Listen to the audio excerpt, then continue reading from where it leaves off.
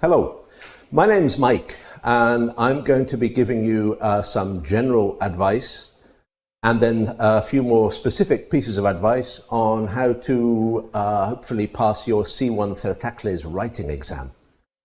Okay, so let's begin with some general comments, and here on the first slide we can see self-assessment and then the descriptor. This is the first paragraph, shows you what you should be able to do when you write at a C1 level.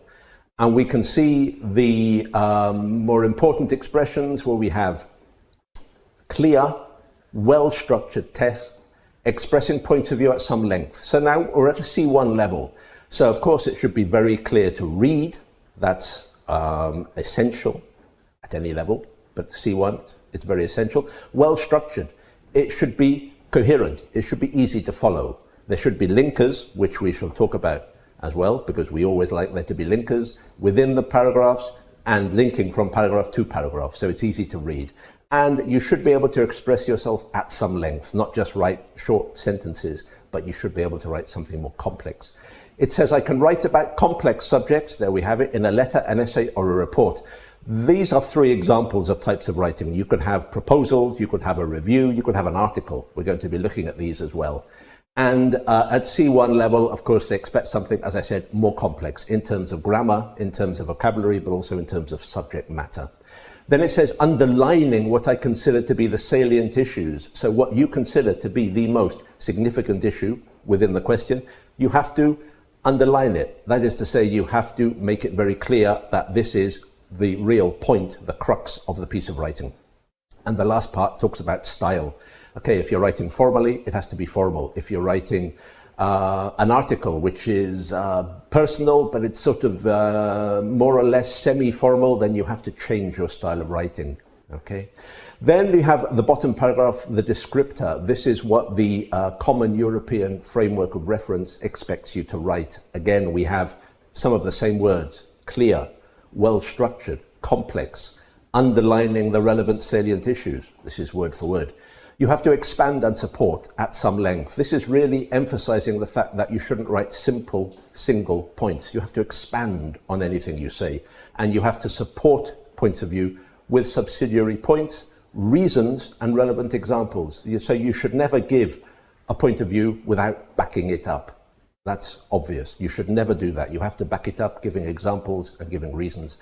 And then it expects you to round off. So the end really should bring you full circle back to the beginning. The end should be a summary, should be paraphrasing, and you should round off so it's a nice rounded piece of writing. Okay. When you're being evaluated, there are different criteria. Here we have the four: task achievement, organization and layout, vocabulary and grammar in terms of range and control. Let's look at these in a little more detail.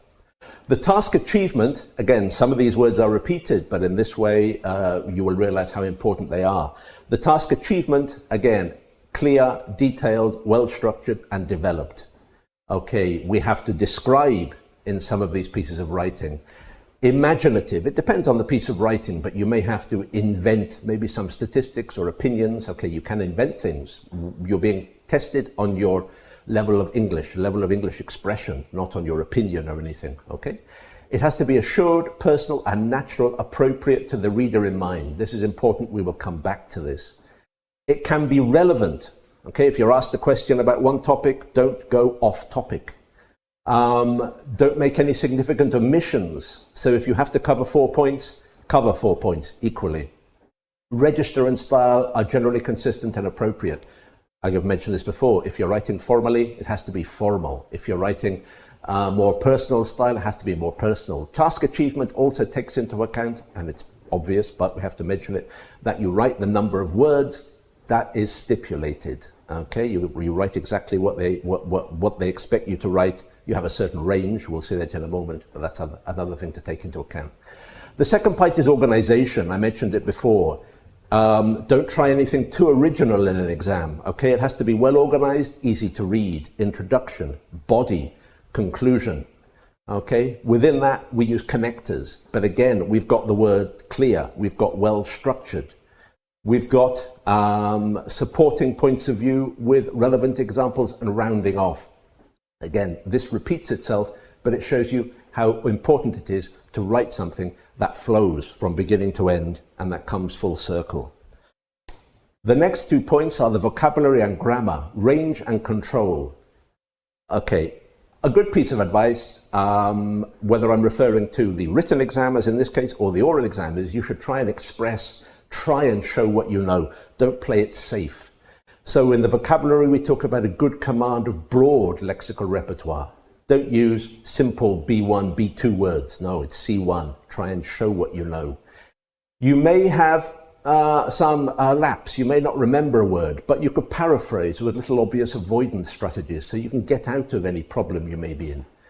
There are idiomatic expressions, colloquial expressions, and synonyms. So do not repeat yourself. Try and use synonyms. Okay, try and use some idioms. Not too many, but a few are good.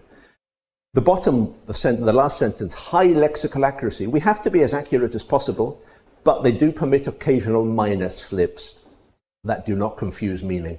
Okay, a more serious mistake is one that doesn't permit the reader to understand, and maybe they have to go back and say, I didn't understand that, let me read it again. If it's a minor slip, we're all going to make them. You should show what you know. And the grammar is the same. Okay, it should be complex, so don't play it safe. You use C1 grammar. It says, again, a broad range of grammatical structures. No restriction, it says, and a high degree of accuracy. So this is very similar to the vocabulary. Occasional errors may occur with low-frequency structures. They expect you to control pretty well perfectly more frequent structures that you've learned while during your English learning. So B1 plus, B2, B2 plus grammar. If you have anything a bit more low frequency, you can make a mistake in that. But I repeat, it's good to try to show what you know, all right? Okay, 3 important questions before any type of writing you should ask. Who am I writing to? Okay, you should put yourself in the position of the reader. Okay, who am I writing to? Obvious, but it's a good thing to do, to put yourself in their boots. Why am I writing? What do I want to achieve? Am I writing a letter of complaint? Am I writing a letter of application? Okay, what do I want to achieve? And am I creating the right impression? And then what kind of writing should I use? Again, is it formal? Is it informal? Is it very vivid? Do I need lots of adjectives and adverb? Do I need lots of collocations? So you have to ask yourself those 3 questions before any type of writing, okay? So here is the more basic down-to-earth advice. We have 90 minutes for 2 bits of writing. Be careful with the timing, okay?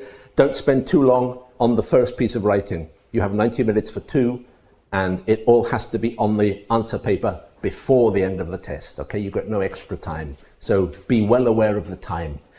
The words, I've given a range because it may change a little bit, but they will be within this range.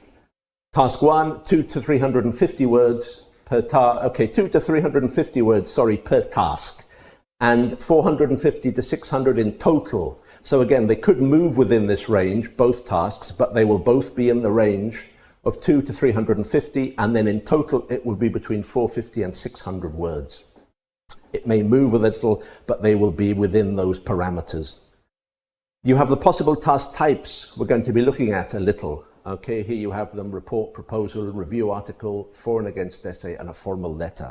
All right, we'll be looking at those in a moment in a little more detail. Some general tips. Planning is always useful. At the beginning, it's a good idea to spend 5 minutes planning. What are you going to put in your introduction, in your main body, in your conclusion? Maybe think of the linkers you could use. Okay, so what are you going to include in each paragraph? It comes out more coherent in this way. It's noticeable if something has planned their writing. Underline keywords in the question. Do not miss any part of the question out. As I think I mentioned before, if they ask you to do 3 things, you should do the 3 things, not do 2, and then think, oh, as an afterthought, I haven't done the 3rd one. No, you will lose marks. You have to do each part of the question, and you have to treat them equally. So it's a good idea to underline the key words. Structure, again, clear structure. Introduction, main body, conclusion. Use linkers. It makes it much easier to read. An opening, begin to answer the question immediately. Okay, don't waste words. Don't waste words. Begin to answer the question immediately in the introduction. Okay, that's where you begin.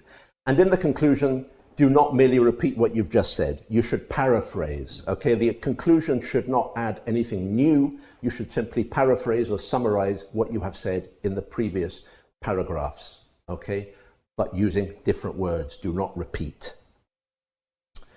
And finally, with this general advice, do not write it out twice.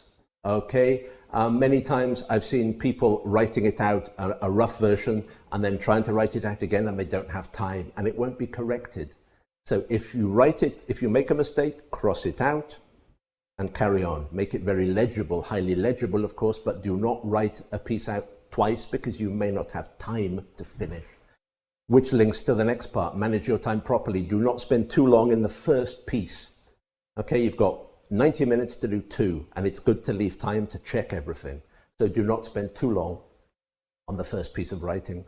As I said, leave time to review tenses, spelling and repetitions. Leave maybe 5 minutes at the end to review everything to make sure there are no basic mistakes. Be tidy, it has to be legible. You won't be able to use Tipex, just cross something out, very clearly crossed out, and continue, nice and legible. And the last one, use a pen. Okay, it's repeated very often within the exam room, but you have to use a pen, not a pencil. That's the last piece of advice, but it's important too. Thank you very much.